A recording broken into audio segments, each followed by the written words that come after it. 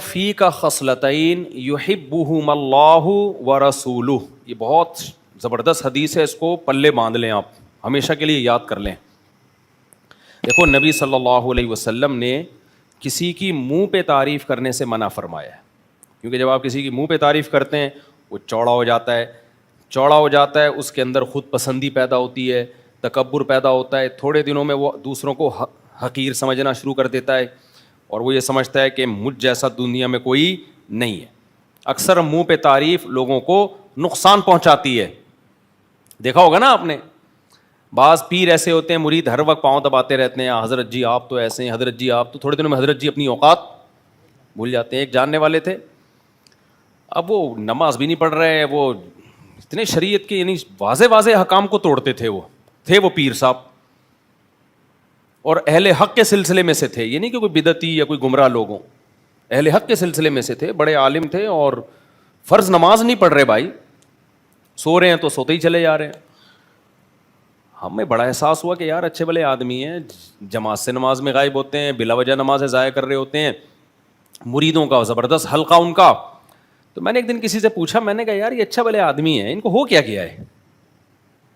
اچھا, ان کی غلطی کی اصلاح کے لیے اگر کوئی شخص ان کو جا کے بتائے کہ حضرت آپ یہ جو کر رہے ہیں کائنڈلی یہ نہ کریں, کوئی بات انہوں نے جیسے کہہ دی بیان میں, تو ایک دم غصے میں کیا ہو جائیں, رگیں پھول جائیں ان کی نا دماغ کی. اب لوگ ان سے بات کرتے ہوئے بھی ڈریں کہ یار ان کو کوئی جیسے بیان میں کوئی غلط بات کر دی نا, تو کوئی ان کو سمجھا دے کہ حضرت یہ بڑے احترام سے, نہیں, ایک دم وہ کیا ہو جاتے ہیں, ان کی غصے سے دماغ خراب ہونا شروع ہو جائے. تو میں بھی پریشان تھا یار ان کو ہو کیا ہے. پرانی بات ہے, اب ان کسی کے سمجھ میں نہیں آئے گا کہ کس کی بات کر رہا ہوں, بہت پرانا قصہ ہے, 10-15 سال ہو گئے اس واقعے کو. تو ایک دن کیا ہوا, انہی کے ایک جاننے والے نے کہا کہ اصل میں یہ پیر صاحب کا, بزرگ کا قصور نہیں ہے, ان کو اپنے بارے میں وہم ہو گیا ہے کہ میں بہت نیک ہوں. نہیں آئی میرا خیال بات, ان کو اپنے بارے میں کیا ہو گیا ہے, وہم ہو گیا ہے کہ میں بہت نیک ہوں. لوگوں نے پاؤں اتنے دبائے, تعریفیں اتنی کی, حضرت جی حضرت جی حضرت جی کر کے نا, ان کو وہم ہو گیا کہ شاید میں واقعی بہت پہنچا ہوا ہوں. اب جب آپ کو اپنے بارے میں یہ عقیدہ بن جائے کہ میں بہت پہنچا ہوا ہوں, پھر کوئی آپ کی برائی کرے گا تو غصہ آنا بالکل بجا بند. نالج ہی نہیں ہے تو ظاہر ہے پھر غصہ آئے گا نا آپ کو. تو اس کا حل یہ نہیں ہے کہ ان کو غصہ کم کرنے کے بیانات سنائے جائیں, بیٹھ جاؤ بھائی. تو اس کا حل یہ نہیں ہے کہ ان کو یہ بتایا جائے کہ غصہ اسلام میں حرام ہے. ان کا فالٹ یہ نہیں ہے کہ ان کو غصہ جلدی آتا ہے, نہ. بعض لوگوں میں بیماری ہوتی ہے, غصے کے مریض ہوتے ہیں, یا غصہ ان کو جلدی آتا ہے, وہ ایک اس کا علاج الگ ہے. ان کا ٹیکنیکل فالٹ یہ ہے کہ یہ اپنے بارے میں سمجھ بیٹھے ہیں کہ میں کیا ہوں, میں بہت. تو ہم میں سے بہت سے لوگ یہ اپنے بارے میں سمجھنے لگتے ہیں. تو اس کا حل یہ ہے کہ جس وجہ سے یہ سمجھ رہے ہیں نا کہ میں نیک ہوں, جس دلیل سے یہ سمجھ رہے ہیں کہ میں بہت نیک ہوں, تو یہ ثابت کر دیا جائے کہ یہ دلیل ہے نہیں.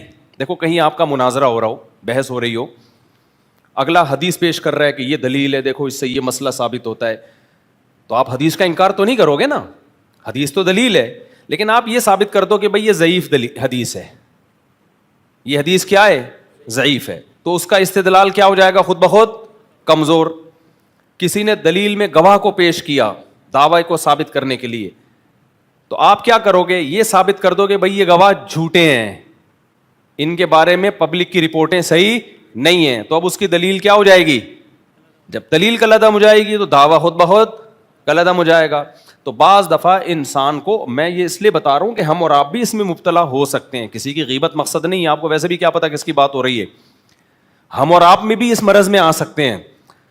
لوگ تعریف کرتے ہیں, دلیل ہمیں اپنے بارے میں, ہم وہ جو بزرگ سمجھ رہے تھے نا اپنے آپ کو میں بہت نیک ہوں, وہ کس دلیل کی بیس پہ سمجھ رہے تھے کہ میرے اتنے سارے مریدین ہیں, سب مجھ سے دم کرواتے ہیں, سب مجھے دعاؤں کا کہتے ہیں, سب میری جوتے اٹھا کے بغل میں رکھ کے گھوم رہے ہوتے ہیں, مجھے ننگے پاؤں کوئی نہیں جانے دیتا, اپنی چپلیں میرے آگے کر دیتے ہیں, اور مجھے فلاں بزرگ سے خلافت بھی ملی ہوئی ہے, فلاں بزرگ نے مجھ پہ اعتماد بھی کیا ہوا ہے, اور مجھے فلاں دن خواب آیا تھا, اس میں نبی صلی اللہ علیہ وسلم نے بڑی خوشخبری دی تھی, تھپکی دی تھی مجھے, اور ایک دن میں سویا تو مجھے خوشبو آنا شروع ہو گئی اچانک کمرے میں. اس قسم کے واقعات ہوتے ہیں لوگوں کے ساتھ. تو ایک دن میں نے دیکھا ایک بزرگ آئے ہوئے ہیں سفید لباس میں, وہ مسکرا رہے ہیں مجھے دیکھ کے. تو ان واقعات سے انسان کو اپنے بارے میں وہم ہونے لگتا ہے کہ یار واقعی میں کیا ہوں, بزرگ ہوں. تو ایسے آدمی کا, اور پھر اس میں کوئی عیب نکالے گا کہ حضرت کبھی جماعت سے بھی نماز پڑھ لیا کریں, ٹھیک ہے نا, حضرت آپ اتنے دن یا کہیں سفر میں ہوں, کہیں گئے ہوئے ہوں, تو سمجھ میں آتا ہے. آپ جو ہے, یا اگر کوئی عذر ہے تو بتا دیں. عذر کسی کے ساتھ بھی ہو سکتا ہے, بھائی میں اس لیے جماعت سے نماز نہیں پڑھتا, مجھے بیماری ہے, فلاں کچھ بھی ہے. ایک دم آپ کو غصہ کیوں آ جاتا ہے؟ تو غصہ آنا اس کی علامت ہے وہ جو بندے کی میں پوری نا ڈیٹیل بتا رہا ہوں, جس نے کہا تھا نا اصل میں ان کو وہم ہو گیا کہ یہ کیا ہے, یہ نیک ہیں. تو یہ ہم میں سے کسی کو بھی وہم ہو سکتا ہے, خوب سمجھ لو, بڑا خطرناک بیماری یہی ہے. تو انہیں اس نے کہا کہ حضرت یہ غصہ ان کا اصل میں غصے کے مریض نہیں ہے, یہ ان کو اپنے بارے میں وہم ہو گیا ہے کہ یہ کیا ہے, بہت نیک. تو جس دلیل کی بیس پہ یہ سمجھ رہے ہیں نا کہ میں نیک ہوں, اس دلیل کا رد کر دو. ان کو کوئی جا کے یہ بتا دے کہ لوگ جو آپ کے جوتے اٹھا رہے ہیں تو یہ اس کی دلیل نہیں ہے کہ آپ کیا ہیں, نیک ہیں. لوگ شف سرکار کے جتنے جوتے اٹھاتے ہیں نا, اتنے جوتے دنیا میں کسی کے نہیں اٹھائے گئے ہیں. لوگ آپ کو صبح شام ہدیہ دے رہے ہیں لا لا کے. اگر ہدیے کی بیس پہ کسی کو نیک سمجھنا ہے کہ اتنے لوگ لا کے ہدیے دے رہے ہیں, تو ایسی سرکاریں مارکیٹ میں موجود ہیں, ایسے جاہل پیر جو ایک وقت کی بھی نماز نہیں پڑھتے, جن کو ہدیے کروڑوں اربوں کی شکل میں ملتے ہیں, دمبے ملتے ہیں, بکرے ملتے ہیں, اور پتہ نہیں کیا کیا. اگر آپ یہ سمجھ رہے ہیں کہ لوگ مجھ سے جناب میرے سامنے ایسے جھک کے بیٹھتے ہیں, میرے ہاتھ پاؤں چومتے ہیں, تو پنڈتوں کے ہاتھ پاؤں بھی چومے جاتے ہیں. کتنے پنڈت ایسے ہیں جن کے لوگ آتے ہیں تو ہاتھ چومتے ہیں, ان کے سجدے کرتے ہیں. تو وہ دلیل کو انہوں نے کہا کہ بھئی آپ کمزور قرار دے دیں, تاکہ یہ جو اپنے بارے میں ان کو وہم ہو گیا ہے کہ میں نیک ہوں, یہ وہم کیا ہو جائے, ختم. جب وہم ختم ہو جائے گا, پھر اگر کوئی آ کے غلطی بتائے گا کہ آپ کی یہ غلطی ہے, تو اگلا سوچنے پر مجبور ہوگا کہ بھائی جب میں نے یہ دعویٰ ہی نہیں کیا کہ میں نیک ہوں, اور میں نے دعویٰ ہی نہیں کیا کہ میں ہر چیز میں صحیح ہوں, تو بھائی جب میں کسی بھی چیز میں غلط ہو سکتا ہوں تو پھر میں سنوں تو صحیح نا. دیکھو اور آسان مثال سے بات سمجھاتا ہوں. ہمارے ایک جاننے والے, ان کے پیٹ کا کوئی مسئلہ تھا یا کیا مسئلہ تھا, ڈاکٹر کے پاس گئے. تو وہ ہوتا ہے نا, وہ جو مشین میں نہیں ڈالتے, ڈیزن کر کے ایک بڑی سی مشین میں ڈالتے ہیں یار, MRI, وہ جیسے لگتا ہے قبر میں جا رہا ہے بندہ. ہاں, سٹی اسکینس. ان کا سٹی اسکین ہوا. بعض دفعہ سٹی اسکین میں ہوتا یہ ہے کہ ڈاکٹر جو بیماری دیکھنا چاہ رہے ہوتے ہیں وہ تو ٹھیک نکلی ہوتی ہے, کچھ اور نکل آتا ہے. صحیح ہے نا, کیا نکل آتا ہے, کچھ اور. ایک اور رشتہ دار کا میں بتا رہا تھا, انہوں نے جب وہ MRI کروایا نا, سٹی اسکین کروایا, تو ڈاکٹروں نے کہا کہ بھائی میدا ویدا تو سب سیٹ ہے, آپ کے تو گردے میں ایک وہ بن رہی ہے, رسولی بن رہی ہے, گٹھلی بن رہی ہے. حالانکہ ان کو کڈنی کا پین کبھی بھی نہیں ہوا, کوئی پیشاب میں پرابلم نہیں, کچھ بھی نہیں, فٹ فاٹ بالکل. تو اس کا ٹیسٹ کروائیں. ٹیسٹ کروایا تو وہ کینسر نکلا. ڈاکٹر نے کہا آپ بہت خوش قسمت ہو جو ابتدائی مرحلے میں یہ ٹریس ہو گیا ہے. تو آپریٹ ہوا, وہ جو ہوتا ہے کیمو تھراپی, اور ایک اور تھراپی ہوتی ہے, کیا کہتے ہیں اس کو, ریڈیو تھراپی, کیمو تھراپی وغیرہ ہو کے الحمدللہ آج فٹ فاٹ گھوم رہے ہیں وہ, ٹھیک ہے نا. وہ انہوں نے کاٹ دی, بہت معمولی سی تھی. تو بڑے خوش, جب بھی میں ان سے ملتا ہوں نا, ہمارے ریلیٹیو میں کہتا ہوں بھائی اللہ نے آپ کو زندگی دی. کہہ رہے ہیں یار دیکھو نہ کوئی پین تھا, کچھ بھی نہیں تھا, اگر یہ پالتے رہتے ہم تو پھر ایک وقت میں جا کے تھوڑی پھر علاج ہوتا ہے, اور پھر ان کی ایج بھی زیادہ ہے, اس عمر میں تو یہ کیمو تھراپی وغیرہ ویسے ہی آدمی کو مار دیتی ہے. اب مجھے ایک بات بتاؤ, ڈاکٹر نے جب ان کو کہا کہ آپ کے گردے میں ایک تھوڑی سی رسولی ہے, کچھ کینسر کا خطرہ ہے, آپ ٹیسٹ کروائیں, وہ کہتے ہیں نہیں میں بالکل کیا ہوں, ٹھیک. کیونکہ ٹھیک آدمی کی علامت یہ ہے کہ دوڑ سکتا ہے, میں دوڑ سکتا ہوں.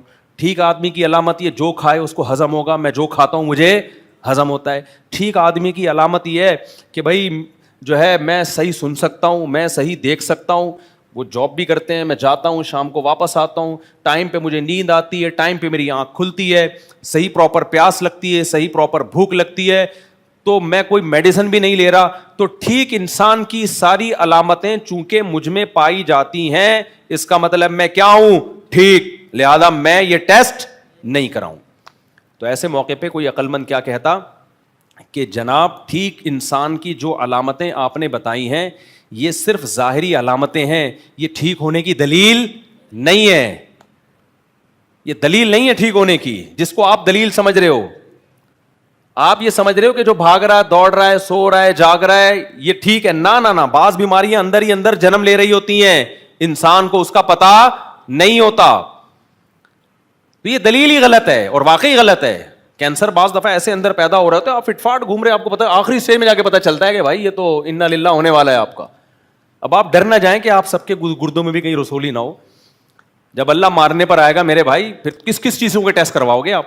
ایک کینسر کے اسپیشلسٹ ہیں, میں نے ان سے کہا کہ ڈاکٹر صاحب باڈی میں کینسر کا پتہ شروع میں ہی چل سکتا ہے؟ انہوں نے کہا چند کینسر ایسے ہیں جن کا شروع میں پتہ چل سکتا ہے, جیسے میدے کا جو بڑی آنت کا کینسر ہے نا, وہ ٹیسٹ سے شروع میں ہی پتہ چل جائے گا. تو احتیاطاً 50 سال کے بعد وہ کروا لینا چاہیے ہر ایک کو. باہر دنیا میں تو لازمی کرواتے ہیں. گوروں میں جس کی ایج بھی 50 سال کی ہوتی ہے نا, وہ لازمی بڑی آنت کا کینسر کرواتے ہیں, کیونکہ بڑی آنت کا کینسر 50 سال کے بعد اس کے چانسز بہت زیادہ بڑھ جاتے ہیں. تو شروع میں ہی وہ ٹریس ہو جاتا ہے, پتہ چل جاتا ہے. لیکن کینسر کی تمام قسمیں ایسی نہیں ہیں. ہمارے ایک ریلیٹیو نے ڈاکٹر کے مشورے پر کروایا 50 سال کے بعد, تو نکل آیا, علاج ہو گیا, بچ گئے الحمدللہ, ٹھیک ہے نا. تو یہ 50 سال کے بعد ڈاکٹر کہتے ہیں کہ ہر ایک کو بڑی آنت کا یہ قبض سے ہوتا ہے زیادہ تر. تو جوان جب تک انسان ہوتا ہے نا, قبض بہت ساری چیزیں جھیل رہا ہوتا ہے. 50 سال کے بعد قبض وغیرہ زخم کرتے ہیں, وہ زخم بگڑتا ہے, پھر پتہ ہی نہیں ہوتا, کوئی علامت ظاہر نہیں ہوتی اس کی.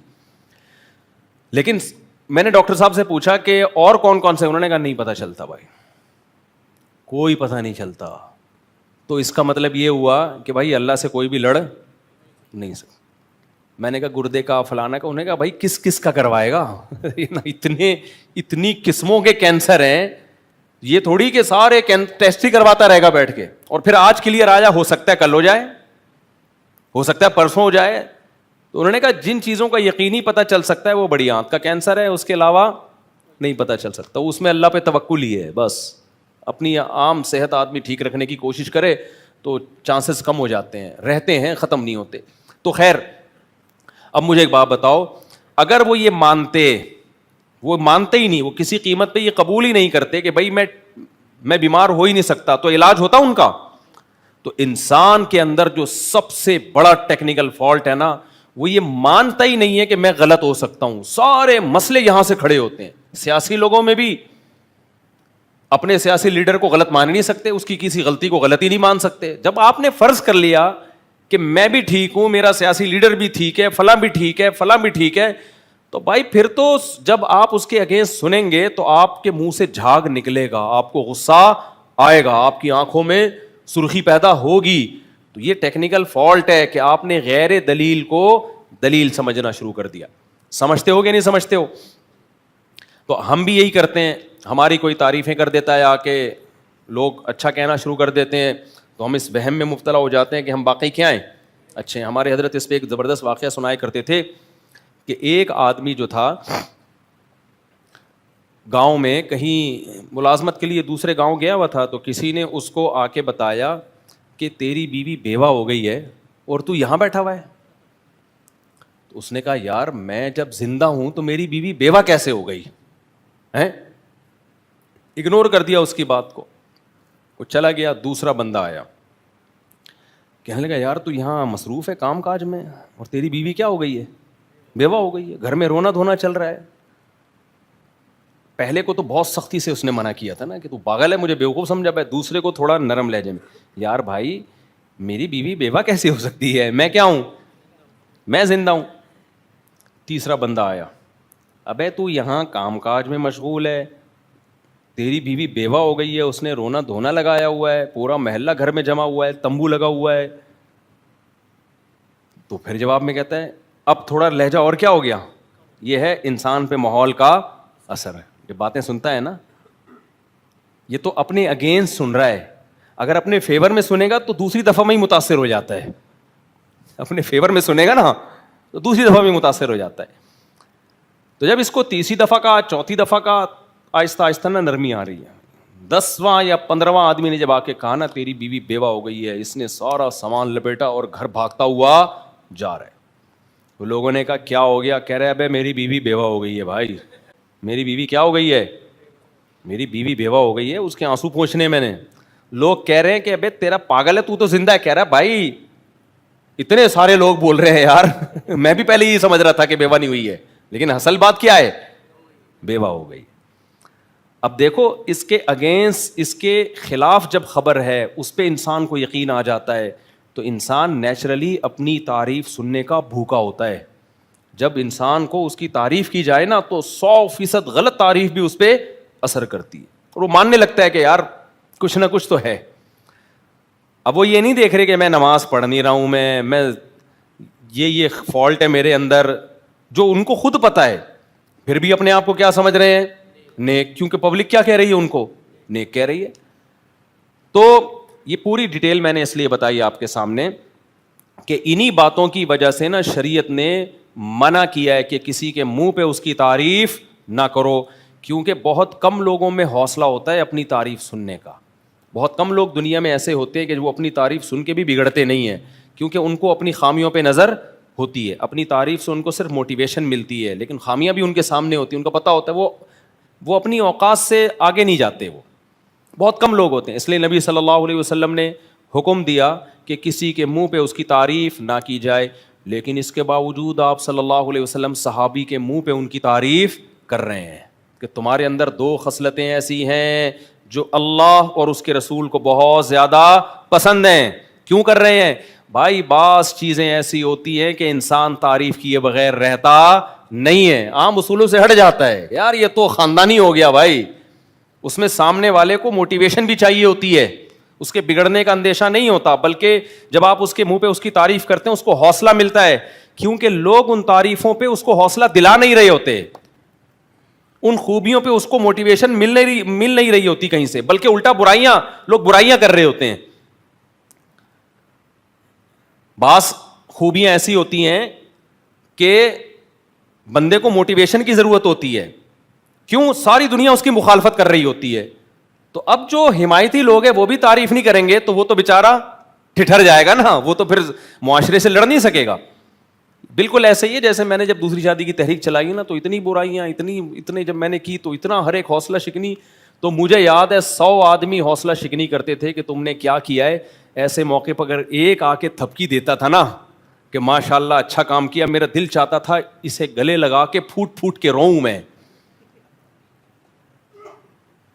سمجھ رہے ہو؟ اب وہ بھی تو تعریف کر رہے ہیں نا, بڑا خاندانی کام کیا, لیکن اس تعریف سے مجھے نقصان نہیں ہو رہا, بلکہ کیا مل رہا ہے؟ حوصلہ, کیونکہ ساری دنیا کیا کر رہی ہے؟ مخالفت. تو بعض چیزیں ایسی ہوتی ہیں, بچوں میں بھی بعض کام ایسے ہوتے ہیں, ان پہ حوصلہ افزائی کرنی چاہیے ان کی. تو نبی صلی اللہ علیہ وسلم ان صحابی کی حوصلہ افزائی کر رہے ہیں, اور ہمارا اور آپ کا کسی کے منہ پہ تعریف کرنا الگ ہے. پیغمبر سید الانبیاء کسی کے منہ پہ اس کی تعریف کریں, اس کا مطلب آپ نے مہر لگا دی ہے, اسٹیمپ لگا دی ہے بھائی. اب تو یعنی کوئی دوسری بات ہو ہی نہیں سکتی. تو ایسے موقع پہ تو بگڑنے کا بہت زیادہ اندیشہ ہے یا نہیں ہے بھائی؟ کوئی بزرگ میری تعریف کر دیں اور ایک عام آدمی میری تعریف کرے, تو عام آدمی کی تعریف کو میں ہلکا بیان کروں گا, بھائی فلاں نے میرے بارے میں کہا ہے مفتی صاحب زبردست. لیکن کوئی بڑا آدمی کر دے تو میں تو سارا دن, ابے وہ بھائی پتہ ہے انہوں نے میرے بارے میں یہ رپورٹ پیش کی ہے, انہوں نے کہا ہے, ویسے میں ہوں, پھر توازن بھی کر رہا ہوتا ہے انسان نا, میں ہوں تو حقیر فقیر, لیکن وہ کہہ رہے تھے کہ بہت نیک ہے. یہ بھی ایک تعریف کا ایک طریقہ ہوتا ہے کہ میں تو خاکسار, میں تو کچھ بھی نہیں, لیکن اتفاق سے بس حضرت جی نے فرما دیا کہ بہت نیک ہے. مقصد یہی ہوتا ہے کہ میں بہت نیک ہوں, آپ کسی غلط فہمی میں نہ رہیں میرے بارے میں. تو نبی صلی اللہ علیہ وسلم نے ان کے سامنے ان کی تعریف کی, اور کیا فرمایا, اور الفاظ نبوت کیسے زبردست بلاغت والے. ان فیک خصلتین, تمہارے اندر 2 خصلتیں, 2 عادتیں ہیں. ان یقینی, ان یہ تاکید کے لیے آتا ہے. دیکھو تعریف کے بھی بڑے طریقے ہوتے ہیں. کسی کے اندر 2 اچھی صفات ہیں, بہادر ہے, سخی ہے, آپ جا کے بولو گے یار تم بہادر بھی ہو, سخی ہو, ویل ڈن, یہ بھی ایک طریقہ ہوتا ہے نا, بہت اچھے. لیکن نبی صلی اللہ علیہ وسلم نے ان کی تعریف کو بھی انتہا تک پہنچایا. فرمایا تمہارے اندر دو ایسی خصلتیں ہیں یحبہم اللہ ورسولہ، جو اللہ کو بھی بہت پسند ہیں اور اللہ کے رسول کو بھی بہت پسند ہے، یعنی مجھے بھی بہت پسند ہے وہ. تو اس کا مطلب واقعی وہ بہت ہی اچھی چیزیں ہیں، بہت زیادہ اچھی چیزیں ہیں. تو یہ کیوں نبی بتا رہے ہیں کہ بھائی یہ ان چیزوں سے دستبردار مت ہونا. عام طور پہ لوگوں کو یہ دو چیزیں پسند نہیں ہوتی ہیں. کیوں؟ یہ دونوں چیزیں خصلتیں جلد بازی کے خلاف ہیں، اور پبلک کو جلد بازی پسند ہوتی ہے، افراتفری پسند ہوتی ہے، ہلڑ بازی پسند ہوتی ہے، فوراً فیصلے کرو، فوراً یہ اسٹائل ہوتا ہے پبلک کا. وہ کیا خصلتیں آپ نے فرمایا؟ الحلم والاناہ. حلم کہتے ہیں بردباری، برداشت. ایک دم ایکسائٹڈ نہیں ہو جاتے، ایک دم جذباتی نہیں ہو جاتے. بردباری. ہماری عادت کیا ہے؟ کوئی شخص آ کے بات کرے گا، ایک دم ہماری رگیں، ہماری رائے کے خلاف جائے گا نا تو ایک دم ہماری رگیں پھولنا شروع. گستاخیوں کے فتوے تو پاکستان میں ہول سیل کے حساب سے لگ رہے ہیں. کچھ دن پہلے مجھے کسی نے کہا کہ بھائی اللہ کا نام اس گلاس پہ لکھا ہوا ہے. اللہ نہیں لکھا ہوا تھا، جیسے اللہ کے صفاتی نام ہے نا، جیسے اللہ کے صفاتی ناموں میں حلیم بھی ہے اور کریم بھی ہے، ستار بھی ہے، غفار بھی ہے. تو انہوں نے کہا یار یہ کمپنی نے نا، کمپنی کا نام فرض کرو الغفار کمپنی تھا، فرض کر لو، تو یہ تو اللہ کا نام لکھا ہوا ہے، یہ گلاس نیچے گرے گا، پاؤں میں آئے گا، اس سے بے ادبی ہوگی، آپ اس کے خلاف بیان دیں. میں نے کہا خدا کا واسطہ، اللہ کا واسطہ معاف کر دو یار، کیوں اسلام کا مذاق اڑوا رہے ہو اتنا لمبا. اب میں فوراً ان کی بات سن کے جذباتی ہو جاتا. یار الغفار تو کس کا نام ہے؟ اللہ کا نام. اور غفار کمپنی بالفرض ہوتی اس کی ایسی کی تیسی کر دیتا.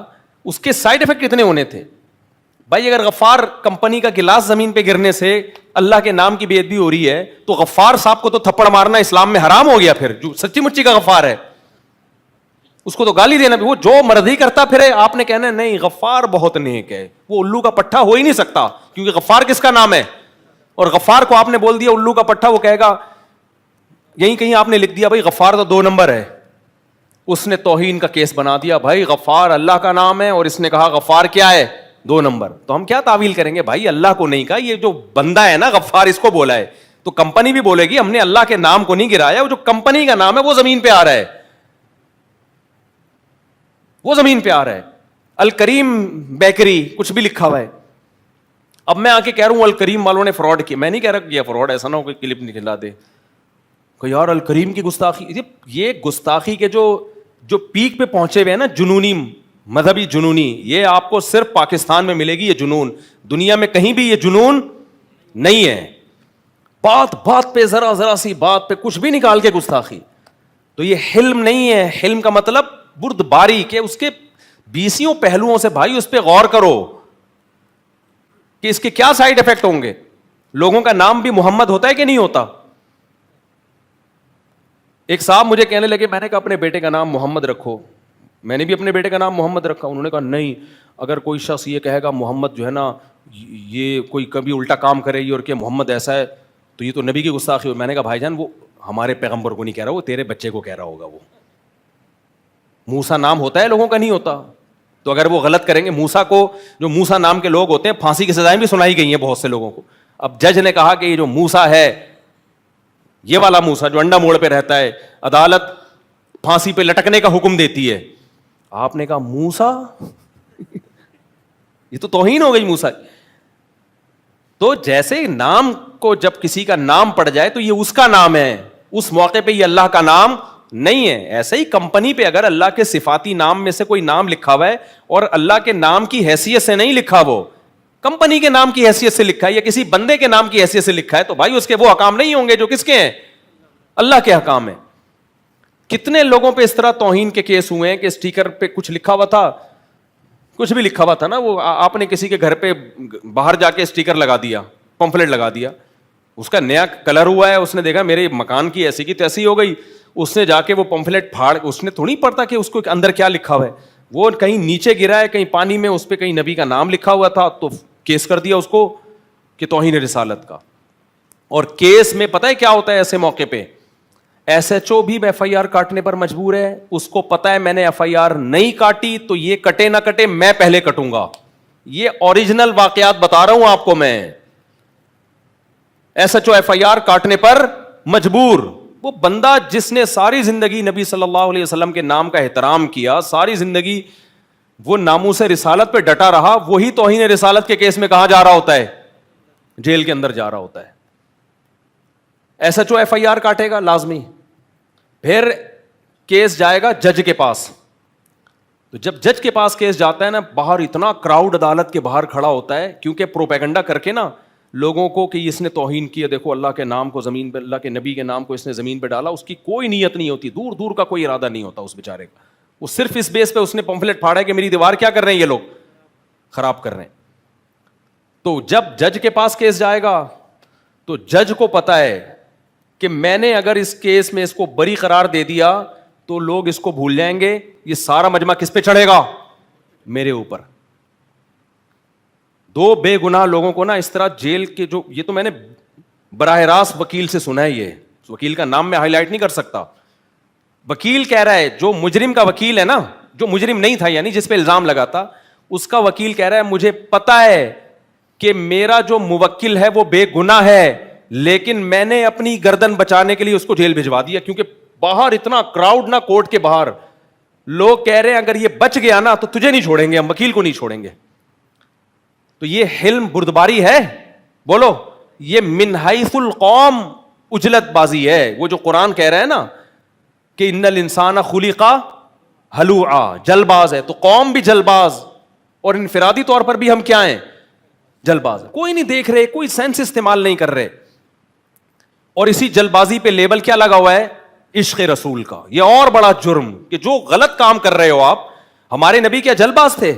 اگر جل باز ہوتے تو صلح حدیبیہ میں کافروں کی شرائط مانتے کیا آپ صلی اللہ علیہ وسلم کے علم میں یہ تھا کہ ابھی کافروں کی شرائط ماننے میں وقتی نقصان ہے ہمارا, فیوچر کس کو, فیوچر میں فیور اس کا کس کو ملے گا؟ ہمیں ملے گا. کوئی بات نہیں, دب کے ان کی شرائط قبول کر لی آپ نے. دبنے کا مطلب یہ ہے کہ ظاہری طور پر دب, یعنی ظاہری طور پر تو ایسا لگ رہا تھا کہ صحابہ دب کے شرائط قبول کر رہے ہیں, لیکن انجام کس کے حق میں بہتر ہونے والا تھا؟ مسلمانوں کے حق میں. تو کئی بے گناہ لوگ اس چکر میں اندر پھنسے ہوئے ہیں, جو داڑیاں ہیں ان کی, نماز پڑھتے تھے, لیکن کسی نے بھی اپنی ٹھڑک نکالنی ہو. آپ یار ابھی کا اس ہفتے کا واقعہ بتاؤں میں, 3-4 دن پہلے ایک ٹریفک پولیس والا آیا وردی میں, یہیں صحن کی بات ہے, اسی مسجد میں, کہتا ہے میرے بھائی کو توہین رسالت کے کیس میں اندر کر دیا ہے. رو رہا تھا وہ, کہہ رہے اس سے خدا کی قسم توہین نہیں کی ہے اس نے, ذو معنی الفاظ اس کی زبان سے نکلے ہیں, کسی نے اپنی دشمنی نکالی, وہ معافیاں مانگ رہا ہے, چیخ رہا ہے کہ اللہ کی قسم میں نبی کا گستاخ نہیں ہوں. بھائی ہر آدمی کو بولنا نہیں آتا کہ کس وقت کیا بولنا ہے. کہہ رہے اس کو اٹھا کے اندر کر دیا, کسی پنجاب کے کسی گاؤں کا کیس بتا رہا, ابھی اسی ہفتے کی بات ہے. یہیں آیا ٹریفک, وہ وردی میں ہی تھا نا, ایسا بوکھلایا ہوا. میں نے کہا کہ میں قانونی طور پر جو مجھ سے ہو سکا میں آپ کے ساتھ تعاون کروں گا. اب وکیلوں کا بتا دیا اس کو, یہی کر سکتے ہیں اور کیا کر سکتے ہیں. تو ایک ہو تو آدمی کرے بھی نا اس کی مدد, ایک ہو تو آدمی اس کی مدد کرے. تو ہر جگہ جہاں آپ نے جس سے ٹھڑک نکالنی ہے کچھ بھی لگا دو اس کو. تو قومی سطح پہ بھی حلم کسے کہتے ہیں؟ بردباری, برداشت. ہم یہ نہیں کہہ رہے کہ لوگوں کو اجازت دے دو کہ نبی کی توہین کریں, نا نا نا نا نا بھائی, توہین کا دعویٰ کرنے میں آپ جلد بازی مت کریں, اگلے کو ایکسپلینیشن کا موقع دیں. آپ اس کو موقع تو دیں کہ کیا بولنا چاہ رہا تھا, منہ سے کیا نکل گیا. ہمیں حدیث میں اس کی مثالیں ملتی ہیں کہ ایک شخص کلمہ کفر نہیں بولنا چاہ رہا تھا, منہ سے کلمہ کفر نکلا, لیکن اس کو مہلت دی گئی ہے. حدیث میں اس کی مثالیں ہیں. ایک مثال تو اس وقت فوری طور پہ میرے ذہن میں ہے. نبی صلی اللہ علیہ وسلم نے فرمایا پچھلی امتوں میں ایک شخص کا جانور گم ہو گیا. مثال دی نبی نے نا کہ ایک شخص جو ہے, اللہ کو توبہ اتنی پسند ہے کہ جیسے کوئی شخص ریگستان میں ہو, اس کا اونٹ اور ساز و سامان گم ہو جائے اور وہ موت کے انتظار میں لیٹ جائے, اور آنکھ لگ گئے اسی اسنا میں. جب آنکھ کھلی ہے تو اس نے دیکھا کہ اس کا اونٹ اور سب کچھ اس کے سامنے.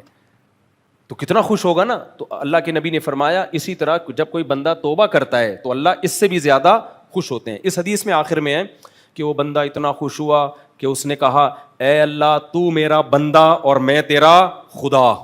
ٹھیک ہے نا, یہ کلمہ کفر ہے یا نہیں ہے؟ لیکن آپ صلی اللہ علیہ وسلم نے غصے سے نہیں یہ بات فرمائی کہ وہ بندہ کہہ رہا ہے اللہ تو میرا بندہ اور میں تیرا خدا. آپ نے فرمایا اخطأ من شدت الفرح, اتنا خوش ہوا تھا کہ خوشی میں اس کو پتہ ہی نہیں کہ میں زبان سے کیا نکال رہا ہوں. یہاں لوگ کہتے ہیں نہیں اس کو پتا ہونا چاہیے میں زبان سے کیا نکال رہا ہوں. بھائی بعض دفعہ نہیں پتا ہوتا انسان کو کہ میں زبان سے کیا نکال رہا ہوں. اس کو جلد بازی میں کوئی بات ہوئی ہے اس کو موقع تو دو. اور یہ لوگ خود جب ان کی زبانیں لڑکھڑاتی ہیں نا پھر چوڑے میں آتے ہیں. جو دوسروں کے ساتھ کر رہے ہوتے ہیں وہی ان کے ساتھ ہوتا ہے, وہی ان کے ساتھ ہونا شروع ہو جاتا ہے. تو اخطأ من شدت الفرح, نبی نے یہ جاگتی حالت میں اس نے کیا. یہ نبی جو مثال دے رہے ہیں نا جاگتی حالت کی. اسی طرح ہم کہتے ہیں جو اشرف علی رسول اللہ والا کلمہ پڑھانے کا جو منجن آج کل جہلم والی سرکار نکال رہی ہے نا, وہاں بھی ہے کہ اس کو خواب میں آیا لا الہ الا اللہ اشرف علی رسول اللہ. تو انجینئر کہتا ہے کہ جاگتی حالت میں بھی, واقعی جاگتی حالت میں بھی اس نے پڑھا ہے. لیکن کیسے پڑھا ہے؟ کہہ رہے میری خواب سے آنکھ کھلی ہے تو میری زبان پہ غیر اختیاری طور پہ یہ کلمہ آ رہا ہو, کیونکہ خواب میں یہ دیکھ رہا ہے نا. تو جاگتی حالت میں بھی یہ کلمہ اس کی زبان سے جاری ہوا اور گھبرا رہا ہے کہ یہ ہو کیا رہا ہے. اس کا مطلب وہ جان بوجھ کر یہ کلمہ زبان سے نہیں دہرا رہا تھا. تو بھائی جب ایک چیز اختیار میں نہیں ہے تو اس پہ نہ فتوے لگتے ہیں نہ اس کو برا بلا کہا جاتا ہے بلکہ اس کی تعویل کی جاتی ہے. جیسے یہ جو شخص تھا جس کی نبی صلی اللہ علیہ وسلم نے مثال دی ہے, اس نے تو اشرف علی رسول اللہ والے کلمے سے بھی زیادہ بڑا جرم کیا تھا. اس نے تو کہا اللہ تو میرا بندہ میں تیرا خدا. یہ تو اور کیونکہ ختم نبوت کا انکار بھی جرم ہے, لیکن اللہ کو اپنا بندہ کہہ دیتے نا, اس سے بڑا جرم تو دنیا میں کوئی ہو نہیں سکتا. اور جاگتی حالت میں کہے ہیں, لیکن آپ نے کیا فرمایا؟ خوشی کی شدت میں کیا ہو گیا؟ زبان سے یہ الفاظ. کیا مطلب؟ اختیار سے نہیں. تو جس شخص نے جاگتی حالت میں اشرفی رسول اللہ پڑھا ہے نا, اس کے آپ پورا پیج پڑھیں اس کی سوانے کا, وہ کہہ رہا ہے میں نے جان کر یہ کلمے نہیں پڑھے ہیں, غیر اختیاری میری زبان سے جاری ہوا ہے. کیونکہ جو آدمی خواب میں جو چیز دیکھ رہا ہوتا ہے وہی کیا آ جاتی ہے اس کی زبان پہ, اور گھبرا بھی رہا ہے. اگر اپنے اختیار سے اس نے پڑھا ہوتا تو گھبراتا کیوں؟ وہ آ کے ان کو بتاتا کیوں کہ حضرت یہ کیا ہوا میرے ساتھ, انہوں نے اس کی تعویل کی. لیکن انجینئر علی مرزا کو 4 سال سے ہم یہ بات سمجھا رہے ہیں اور اس کمبخت کو سمجھ میں بھی آ رہی ہے, لیکن رجوع نہیں کر رہا کیونکہ انتہائی ڈھیٹ آدمی ہے. ڈھیٹ نہیں, بے شرم آدمی ہے, انتہائی بے شرم انسان ہے. اور ایک مولوی صاحب ہیں پنجاب کے, میرے ذہن سے ان کا نام نکل گیا, انہوں نے انجینئر کی وہ کلپ چلائے ہیں کہ جب اس کے بابے سے ایسی غلطیاں ہوئی ہیں تو کیسی تعویلات کی کر رہا ہے. اس کے بابے سے بھی غلطیاں ہوئی ہیں جن کو اپنا بابا مانتا ہے, تو پھر دیکھو کیسا گھماتا ہے بات کو. تو اس میں انشاءاللہ بھی کلپ ریکارڈ کرواؤں گا, یہ تو پھر بیچ میں بات آ گئی. تو خیر, تو اب کیا ہے الحلم والانا جو ہے نا, حلم کسے کہتے ہیں؟ بردباری. تو قوم میں بردباری بولو نہیں ہے. اور کوئی بات نہیں, بردباری نہ ہوتی, آپ اس بردباری نہ ہونے پر مذہب کا لیبل لگا کے اور بڑا جرم کر رہے ہو. دیکھو کتنے لوگ چرس پیتے ہیں, کیا اسلام میں چرس ہے؟ نہیں ہے, لیکن چرسی اس پہ اسلام کا لیبل نہیں لگاتے. لیکن اگر کوئی چرسی اسلام کا لیبل لگا کے چرس پینا شروع کر دے کہ یہ عین اسلام ہے, تو پھر چھوٹا مجرم ہوگا یا بہت بڑا مجرم ہوگا؟ بہت بڑا مجرم. تو اسی طرح اسلام میں حلم ہے, بردباری ہے, جلد بازی اسلام میں نہیں ہے, ہلڑ بازی اسلام میں نہیں ہے. جلدی میں کسی پہ فتویٰ لگا دینا, گستاخ قرار دے دینا فوری, یہ اسلام میں نہیں ہے. تو لیکن اگر آپ جلد بازی سے کام لے تو حلم جس کی اسلام میں تعریفیں ہیں اور جلد بازی جس کو اسلام برا عمل قرار دیتا ہے, آپ اگر جلد باز ہو بھائی, لیکن اگر آپ اس پہ عشق رسول کا اور ناموس رسالت کا لیبل لگا دیتے ہو, پھر یہ چھوٹا جرم نہیں ہے, یہ پھر کیا ہے؟ بڑا جرم ہے یہ. اور قتل انسانی یہ اور عمر قید, یہ تو بہت بڑی سزائیں ہیں, اس پہ تو بہت سخت معیار ہونا چاہیے کسی کو سزا دینے کا. اسلام میں نا حدود ذرا سے شبہے سے ساقط ہوتی ہیں, پتہ ہے آپ کو.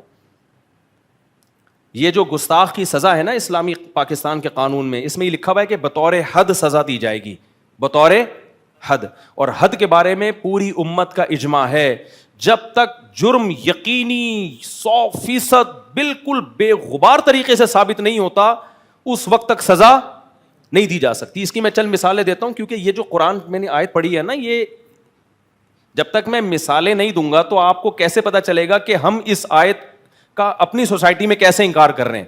آیت میں نے کیا پڑھی تھی؟ ان الانسان خلق ہلوعا، انسان جلد باز ہے. تو اللہ برائی کے طور پہ بیان کر رہے ہیں کہ جلد بازی کو چھوڑو تم. تو میں اس کی مثالیں جب تک نہیں دوں گا، لوگ مجھ پہ الزام لگا رہے ہوتے ہیں مصعب آیت لے کے چلے اور مثالیں توہین رسالت کی اور ناموس رسالت کی اور فلانے کی اور ڈمکانے کی، درس تو ہو نہیں رہا. اور بھائی اس آیت کو بیان کرنے کا کیا فائدہ جس کو آپ سوسائٹی پہ اس کا امپلیمنٹ ہی نہیں کر رہے. آپ بتا ہی نہیں رہے سوسائٹی کو کہ کیسے ہم اس آیت کی دھجیاں اڑاتے ہیں. یہ تو پھر وہی خطبہ ہو گیا جو عرب ملکوں میں ہوتا ہے کہ لا کے پکڑا دیا اور خبرنامے کی طرح بیان کر دیا. سب عرب ملکوں میں نہیں ہوتا، بہت سارے ملکوں میں ہوتا ہے کہ آپ کو حکومت ایک پکڑا دیتی ہے، بس یہ آیتیں پڑھیں، ترجمہ کریں اور پتلی گلی سے نکلیں. آپ اس سے کیا لوگوں کو فائدہ ہوگا؟ اصل تو یہی ہے نا اس آیت کے، جو ہماری سوسائٹی میں کس طرح سے قرآن کے ان احکام کی دھجیاں. قرآن تو آپ کو اخلاقیات بہت زبردست سکھاتا ہے. ہم تو قرآن کے صرف نماز روزے کو لے کے بیٹھے ہوئے ہیں. اخلاقیات کا پورا باب، معاملات کا پورا باب، نکاح طلاق کے حکام اور خرید و فروخت کے حکام، اور کیا کیا انسان کے اندر اخلاقی صفات ہونی چاہیے. یہ تو پورا قرآن کا ایک بہترین چیپٹر ہے. اور یہ اگر مذہبی لوگوں میں ہی نہیں ہوگا تو بھی بہت برا ہے. اور مذہبی لوگوں میں نہ ہو اور اس نہ ہونے پہ لیبل لگا دیں اسلام کا، پھر تو بہت ہی زیادہ برا ہے. نہیں آ رہی میرا خیال ہے بات سمجھ میں؟ بہت مشکل ہے میرے بھائی، بہت مشکل. وہی ہو گیا گلاس پہ الغفار لکھا ہوا ہے، ان کا نام کچھ اور تھا لیکن وہ نیٹ کی وہ صاحب مجھے کہہ رہے ہیں صاحب اس کے خلاف بیان دیں. الغفار کمپنی کا نام کچھ اور تھا، لیکن اصل کمپنی کا نام نہیں لینا چاہتا نا، ایسا نہ اسی کمپنی کی واٹ لگا دیں لوگ جا کے. تو وہ گر گیا تو اب کیا ہوگا؟ توہین ہوگی اللہ کے نام کے. میں نے کہا بھائی کریم بھی نام ہوتا ہے بس، اور رحیم بھی بہت سے لوگوں کا نام ہوتا ہے. کمپنیوں کے نام بھی رحیم ہوتے ہیں، کریم ہوتے ہیں. کیا کیا کرو گے بھائی؟ تو کریم تو فراڈ کر ہی نہیں سکتا. لوگ کہیں گے یہ کریم فراڈی، اللہ کا نام ہے کریم، اس کا احترام کرو. بھائی ہم کریم صاحب جو ہیں وہ ان کی بات کر رہے ہیں. جب اللہ کے نام کے جیسے حلیم وہی ہے، لوگوں نے شوشہ چھوڑ دیا تھا کہ حلیم کو حلیم نہ کہو، دلیم کہو. ایک صاحب نے کہا آپ دلیم کھاتے ہو. میں نے کہا یہ کیا ہوتا ہے؟ کہہ رہے ہیں حلیم کو دلیم. میں نے کہا ہم حلیم کو حلیم ہی بولتے ہیں بھائی، جو ہے وہی بولیں گے. کہہ رہے نہیں حلیم اللہ کا نام ہے. میں نے کہا جب حلیم کو حلیم کہا جاتا ہے اس وقت کسی کا بھی ذہن اس طرف نہیں جاتا کہ یہ کس کا نام ہے؟ اللہ کا نام ہے. جیسے موسیٰ کا لفظ عربی میں اس طرح کو بولتے ہیں بلیڈ کو، جس سے حلق کرتے ہیں نا، عربی میں موسیٰ کسے کہتے ہیں؟ بلیڈ کو کہتے ہیں. اب تمام فقہا لکھتے آئے ہیں کہ حاجی کو چاہیے کہ وہ موسیٰ استعمال کرے. اب آپ کو تو اس لیے تعجب ہو رہا ہے یہ لفظ سن کے کہ آپ نے کبھی بلیڈ کے معنی میں استعمال کیا نہیں، اس لیے آپ کا فوراً ذہن حضرت موسیٰ علیہ السلام کی طرف جا رہا ہے. لیکن اگر آپ عربی جانتے ہیں تو ہم تو صبح و شام فقہ کی کتابوں میں یہ لفظ پڑھتے ہیں. ہم میں سے کسی کا ذہن بھی اس موقع پر موسیٰ علیہ السلام کی طرف نہیں جاتا. اجرائے موسیٰ کہتے ہیں جو آدمی پہلے سے جس کے سر پہ بال ہی نہ ہو وہ حلق کیسے کرائے گا؟ تو بھی اجرائی موسیٰ، وہ کہتے ہیں وہ موسیٰ اپنے سر پہ یوں گھمائے تو احرام سے باہر نکل آئے گا. اب آپ نے اگر اس پہ توہین کے فتوے لگائے تو بھائی پھر تو سینکڑوں محدثین فقہا سارے گستاخ رسول سب کو عمر قید کی سزا. کب تک چھپو گے پیڑوں کی آڑ میں؟ کبھی تو ملو گے لنڈا بازار میں.